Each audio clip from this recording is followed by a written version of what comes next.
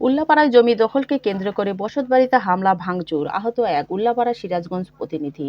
সিরাজগঞ্জের উল্লাপাড়া সদর ইউনিয়নের চালা দক্ষিণপাড়া গ্রামে জমির সীমানা বিরোধকে কেন্দ্র করে এক বসতবাড়িতে হামলা ভাঙচুর ও দখলের চেষ্টার অভিযোগ উঠেছে। বুধবার 1 এপ্রিল দুপুরে এই ঘটনা ঘটে। এতে একজন নারী গুরুতর আহত হয়েছেন।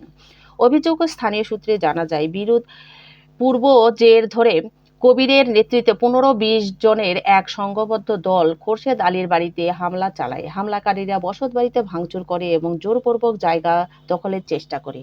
এই সময় বাড়িতে একা থাকা খোরশেদ আলীর স্ত্রী মাহমুদা খাতুন বাধা দিলে তাকে ব্যাপক মারধর করে এবং শারীরিকভাবে লাঞ্ছিত করে বলে অভিযোগে উল্লেখ করা হয়েছে। এতে তিনি গুরুতর আহত হন।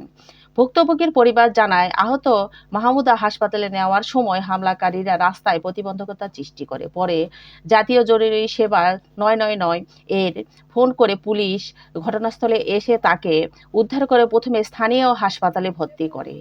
অবস্থার অবনতি হলে তাকে সিরাজগঞ্জের শহীদ মনসুর আলী মেডিকেল কলেজ হাসপাতালে স্থানান্তর করা হয়। এই ঘটনায় আকবর আলী বাদী হয়ে গত 31 মার্চ উল্লাপাড়া মডেল থানায় একটি লিখিত অভিযোগে দায়ের করেছেন। অভিযোগে তিনি উল্লেখ করেন, অভিযুক্তরা দীর্ঘদিন ধরে জোরপূর্বক জমি দখলের চেষ্টা চালিয়ে আসছে। তারা এলাকায় প্রভাবশালী ও বেপরোয়া প্রকৃতির।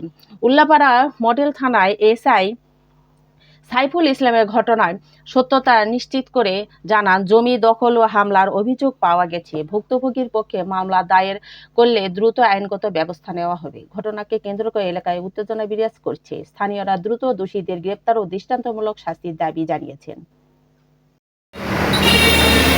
ভিকটিম আমার চাচাতো বোন মাহমুদা খাতুন। তার উপরে পূর্ব শত্রুতার জেরে মোহাম্মদ কবির হোসেন পিতা রহমত আলী সরকার, সে সহ তার মা এবং বোন সোনিয়া সহ তার আরও বেশ কিছু সংখ্যক সহযোগী মানেরা সবাই মিলে সংঘবদ্ধ হয়ে লাঠি সোটা নিয়ে ঐক্যবদ্ধ হয়ে তার উপরে পাশবিক নির্যাতন এবং আক্রমণ চালায়। মাহমুদা খাতুনের উপরে পূর্ব শত্রুতার জেরে মাহমুদা খাতুনের উপরে সংঘবদ্ধভাবে আক্রমণ করে মারপিট করে, তার তলপেটে আঘাত করে এবং তার পরনের পোশাক ছিঁড়ে বিবস্ত্র করে ফেলে দেয়, তাকে উলঙ্গ করে ফেলে দেয়। সে এখন সংকটাপন্ন মরণাপন্ন অবস্থায় হসপিটালে ভর্তি আছে। হামলার সময় কবিরের চাচাতো ভাই সহ অনেকেই উপস্থিত সহযোগিতা করছে এবং সাথে দাঁড়ায় ছিল।